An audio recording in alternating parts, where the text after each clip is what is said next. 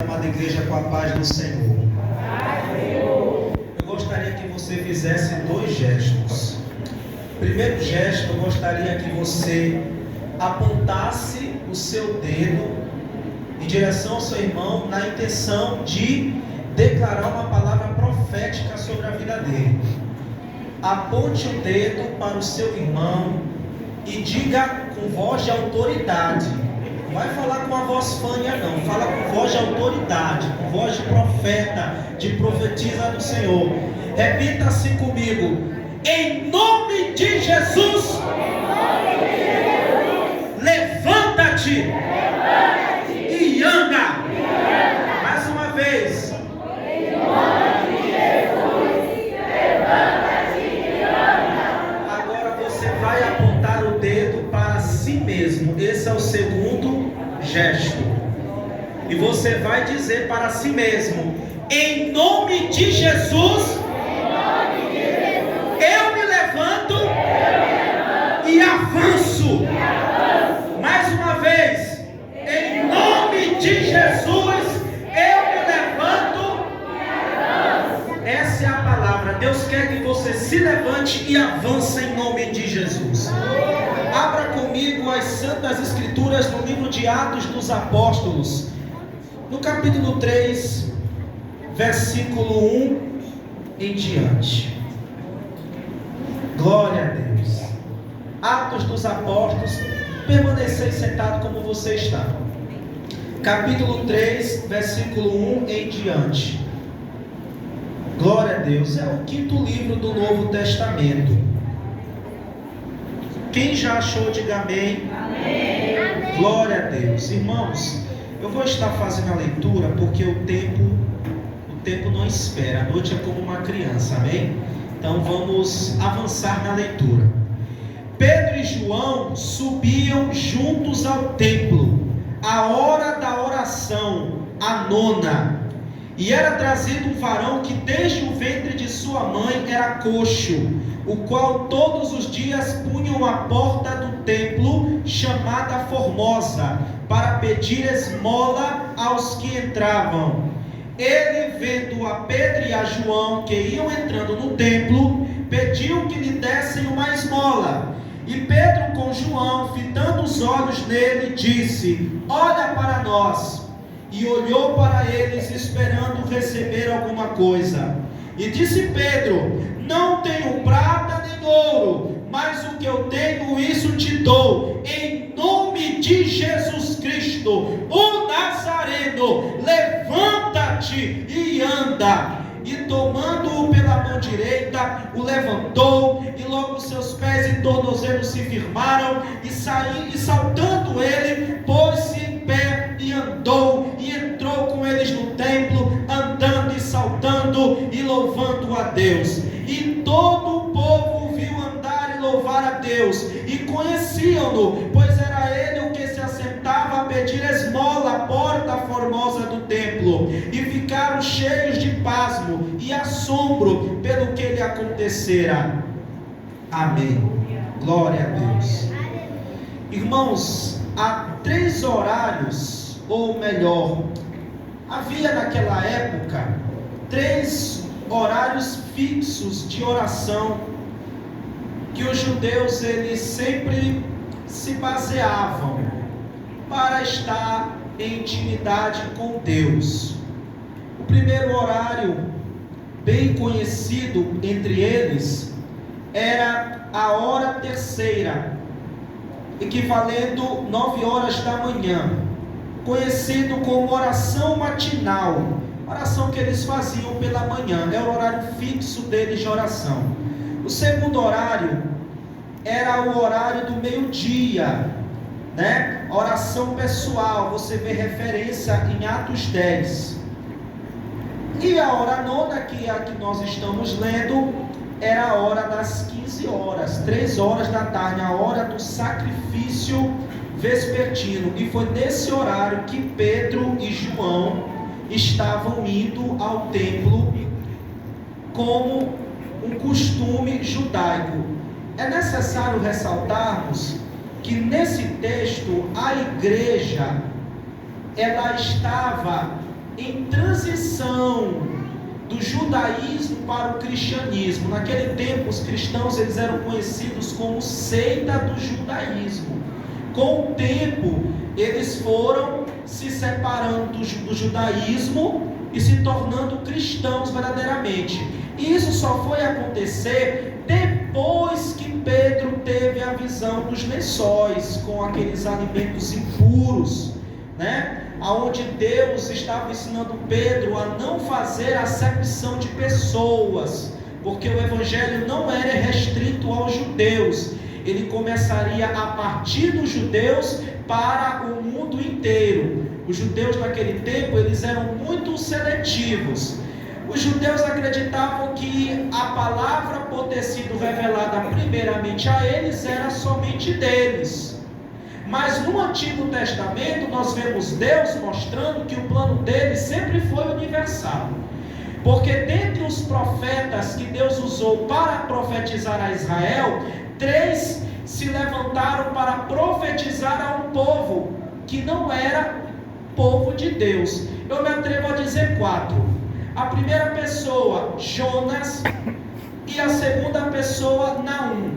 Porque Jonas ele profetizou para Nínive, que era a capital da Assíria. O livro de Jonas ele é totalmente voltado para o povo assírio. Tanto que o profeta recusou a sua chamada, porque o povo assírio tinha uma má fama de ser um povo violento, de ser um povo mau. Mas Deus queria perdoar aquela cidade, Deus queria perdoar aquela nação, Deus queria levar aquela nação ao arrependimento. Bem aí nós vemos Deus mostrando que o plano dele era universal. Naum, porque ele profetizou para o mesmo povo, porque depois que o povo assírio se arrependeu dos pecados através da mensagem de Jonas, anos mais tarde voltaram às primeiras práticas. Então Jonas é o profeta do arrependimento, da reconciliação, e Naum é o profeta do juízo. Tanto que no livro de Naum você vê sérias advertências de destruição contra a cidade de Nínive. Um outro profeta levantado por Deus para profetizar ao povo que não fazia parte do povo de Israel era o profeta Obadias. O profeta Obadias ele profetizou aos Edomitas, que eram descendentes de Esaú. E Edom era um povo que se achava muito orgulhoso, muito soberbo, porque eles moravam num lugar privilegiado entre as rochas. E era um povo também que ficou muito satisfeito em ver Israel sofrendo. Aí Deus levanta Obadias para quebrar a crista dos edomitas. Mas o plano de Deus era trazer aquele povo ao arrependimento. Também nós temos o profeta Isaías, porque se você ler Isaías, você vai ver que existem capítulos onde ele fala com diferentes nações, com diferentes povos. O plano de Deus sempre foi alcançar a humanidade, e isso é claramente percebido no Antigo Testamento. E tudo começou quando Deus fez uma promessa para Abraão. Ele disse: em ti serão benditas todas as famílias da terra. Ali nós vemos o projeto missionário de Deus. Mas os judeus eles não captaram a mensagem. Na cabeça deles a salvação era só para eles. E Pedro, quando estava indo ao templo junto com João, ele ainda cultivava esse pensamento. Então esse hábito de orar às 3 horas da tarde era um costume judaico. Com o tempo Deus tratou com Pedro e as coisas mudaram. Uma outra informação interessante é que a Bíblia destaca Pedro e João. Não é a primeira vez que aparece referência a Pedro e João. Existem outras referências bíblicas onde eles dois estavam juntos. Se você for ler João 13, versículo 23 e 24, é uma referência que os dois são citados. Se você ler João 18, 6, é uma referência que eles são citados. João 20, versículo 1 ao 10, João 21, versículo 20, nessas passagens vai dizer: estava Pedro e a quem Jesus mais amava. Quando Jesus estava sendo julgado pelo sumo sacerdote Caifás, quem foi que abriu a porta para que Pedro entrasse e acompanhasse o julgamento? João. Então podemos declarar que Pedro e João eram amigos muito próximos, e eles dois estavam indo 3 horas da tarde orar. E 3 horas da tarde era horário de sacrifício. A Bíblia também fala que Elias, quando ele foi orar a Deus, para que Deus mostrasse para Jezabel, Acabe, os adoradores de Baal e Israel quem era o verdadeiro Deus, era 3 horas da tarde. Porque no primeiro desafio, Elias disse assim: clamem ao Deus de vocês, o Deus que responder com fogo, esse é o Deus verdadeiro. A Bíblia diz que eles clamaram até meio-dia e nada. Meio-dia, Elias começou a caçoar: ore mais, clame mais. Ele pode estar dormindo, ele pode estar meditando, ele pode estar fazendo outra coisa. Quando chegou na vez de Elias orar, era 3 horas da tarde, horário de sacrifício. Então, nesse horário, Pedro e João estavam indo orar no templo, e eles tiveram que passar por um caminho e por uma porta chamada Formosa. Formosa, talvez pelos detalhes arquitetônicos, dizem os estudiosos, por isso o nome Formosa. E ao passar por aquele caminho, havia um coxo, um paralítico, que há muito tempo jazia naquele lugar pedindo esmolas. É interessante que esse é o primeiro grande milagre registrado, milagre de cura, registrado em Atos dos Apóstolos. Eu costumo dizer que Atos dos Apóstolos, ele é a teologia histórica da igreja, porque ele conta a história. Mas Lucas, ele foi o escritor do livro de Atos, e ele foi escritor do evangelho que leva o seu nome. No evangelho de Lucas, ele narra o nascimento da fé cristã. Ele começa narrando o nascimento de João Batista, posteriormente o nascimento de Jesus e as fases ministeriais de Jesus. Quando ele vai escrever Atos dos Apóstolos, ele traz uma continuidade às narrativas do Evangelho. E ele escreve tudo para uma única pessoa, Teófilo. Provavelmente uma pessoa importante, provavelmente uma autoridade. E com certeza, além de Teófilo, havia outros leitores interessados em saber as histórias dos últimos acontecimentos da Palestina no ano 27 depois de Cristo. E Lucas era um homem culto, Lucas era um historiador. E o que eu acho interessante é que Deus usou um homem que tinha uma boa formação cultural, com um amplo interesse em história contemporânea, mestre conhecedor de grego helenístico, refinado e preciso historiador. Deus usou uma pessoa assim para escrever a história do nascimento da fé cristã. E Atos dos Apóstolos, ele narra justamente a continuidade do ministério de Cristo através dos apóstolos e pelo poder do Espírito Santo. O que eu acho interessante nessa passagem da cura do coxo é que quando eles estavam entrando para o templo a orar, havia um coxo, havia um paralítico pedindo esmolas. E Pedro, com João, fitando os olhos nele, disse: olha para nós. E com certeza, quando Pedro falou essas palavras, ele estava cheio do Espírito Santo. E aí está o segredo. Quando o crente tem intimidade com Deus, ele sabe qual é a hora que Deus quer agir, porque ele é impulsionado pelo Espírito de Deus. E nós estamos falando depois do acontecimento do batismo com o Espírito Santo. Olha como é importante a igreja buscar o batismo com o Espírito Santo. Pedro olhou para aquele coxo nos olhos firmemente e disse: não tenho prata nem ouro, mas o que eu tenho, isso te dou. Em nome de Jesus Cristo Nazareno, levanta-te e anda. Quando ele usou a autoridade do nome de Jesus, a Bíblia fala que ele tomou pela mão direita e levantou aquele coxo, e os seus pés e tornozelos se firmaram, e todo o povo se alegrou, porque conhecia aquele homem. Mas o que isso tem a ver com a minha e a tua história? Alguns detalhes importantes da vida dele pode ter a ver com a nossa. Em primeiro lugar, Imagine uma pessoa que adquiriu uma doença que para a medicina não tem mais jeito.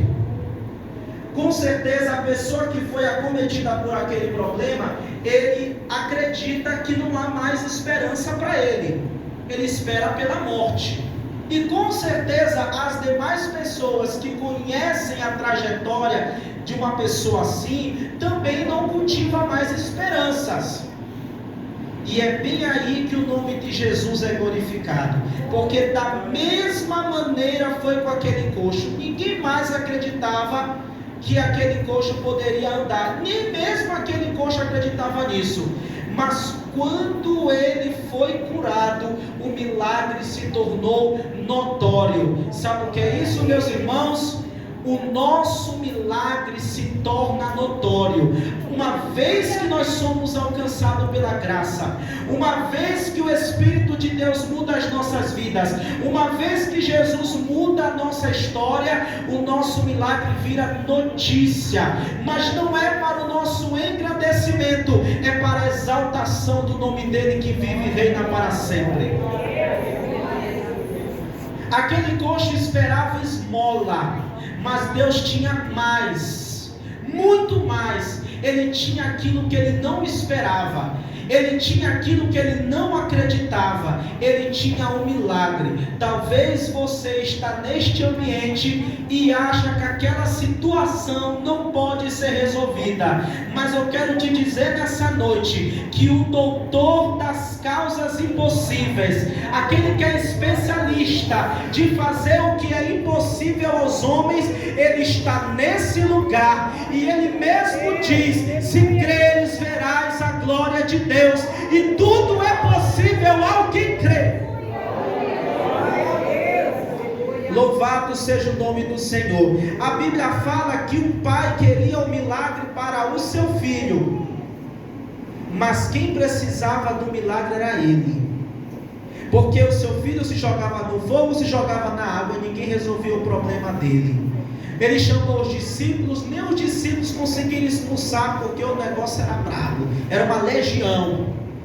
E Jesus, ao teu encontro com aquele homem, o homem pergunta para ele: Senhor, se tu podes fazer alguma coisa pelo meu filho, por favor me ajuda. E Jesus: se eu posso, tudo é possível ao que crê. Jesus resgatou a fé que havia se perdido no coração daquele homem e curou aquele menino. Jesus fez além do que era necessário. Jesus operou o milagre no homem, no pai, e operou o milagre no filho. Assim como Jesus, através de Pedro, operou o milagre na vida daquele coxo, e vai operar milagre nas nossas vidas em nome de Jesus. Há 3 aspectos espirituais na resposta de Pedro. 3 aspectos espirituais. O primeiro aspecto: levanta-te. Isso é uma ordem. E para as nossas vidas espirituais, levanta-te é posicionamento. É se levantar na oração, é se levantar no jejum, é se levantar na consagração, é se levantar no evangelismo, é se levantar na causa missionária, é se levantar na obediência, é se levantar na fidelidade, é se levantar para Deus. Porque somente se colocando de pé é que nós alcançamos as bênçãos do Senhor. Aquele coxo precisou se levantar.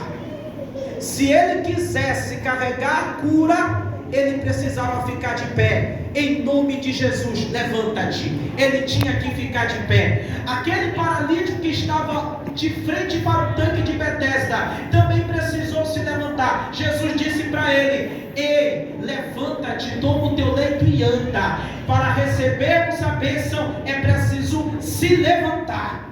Quais áreas da tua vida você precisa se levantar? Quais áreas das nossas vidas nós precisamos nos posicionar? Por Deus nos manda colocarmos de pé. E quando o Espírito do Senhor fala com o profeta Ezequiel, ele diz: filho do homem, põe de pé que eu falarei contigo. Se eu quero ouvir a voz de Deus, eu preciso me colocar de pé. A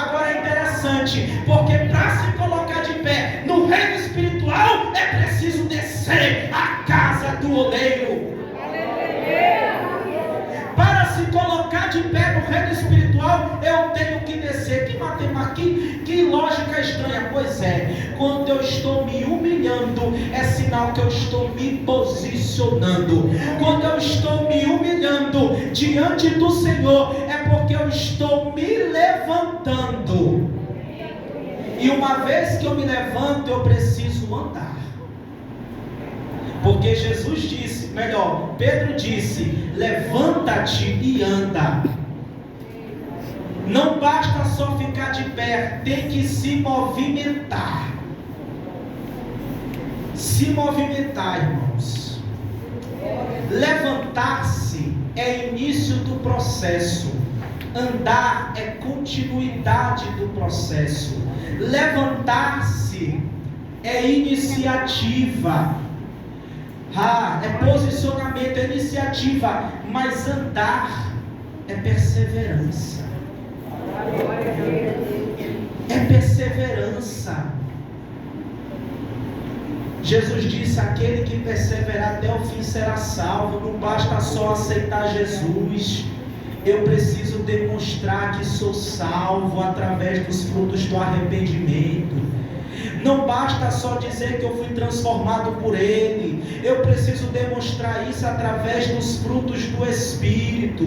Não basta só demonstrar, não basta só dizer que eu amo a Deus. Eu preciso demonstrar amando os meus irmãos e amando as almas perdidas. Não basta eu postar na rede social: estou fazendo a obra. Quando tem evangelismo eu não estou, quando tem mutirão eu não estou, quando tem rifa eu não estou, quando tem trabalho para Deus eu não estou. Irmãos, nós precisamos nos levantar, mas nós também precisamos agir, nós precisamos andar, nós precisamos caminhar. Se eu comecei um propósito com Deus, eu preciso dar continuidade, eu não posso parar. Se eu paro, eu não ando. Se eu não ando, eu não saio do lugar. E se eu não saio do lugar, eu não alcanço o que Deus tem para a minha vida. Glória a Deus. Então o que Deus quer de mim e de você é: levanta-te, isto é, saia da zona de conforto. O que Jesus quer? Anda, isto é, faz uma obra para mim, cuida da minha obra, que eu cuido dos meus, que eu cuido dos teus. Quantas vezes nós paramos na caminhada e ficamos estagnados, mas a palavra do Senhor diz, coloca para mim, irmão Jones, 1 Coríntios 15, versículo 53. 1 Coríntios 15, estou terminando. 1 Coríntios, isso, porque não, eu acho que eu coloquei a referência errada, mas tudo bem. Eu queria dizer o seguinte: sede firmes e constantes, sempre, 50, eu anotei errado, 58, por gentileza. Portanto, meus amados irmãos, sede firmes e constantes, sempre abundantes na obra do Senhor, sabendo que o vosso trabalho não é em vão no Senhor. Ser firme e constante, irmão, é uma atitude de quem já se colocou de pé e está andando na presença dEle. Porque primeiro eu estava no charco de lodo, eu estava caído, eu estava sujo, e Jesus me colocou de pé, e Jesus me limpou, e Jesus me restaurou, e me firmou na rocha que é Ele. E agora eu tenho que ficar firme.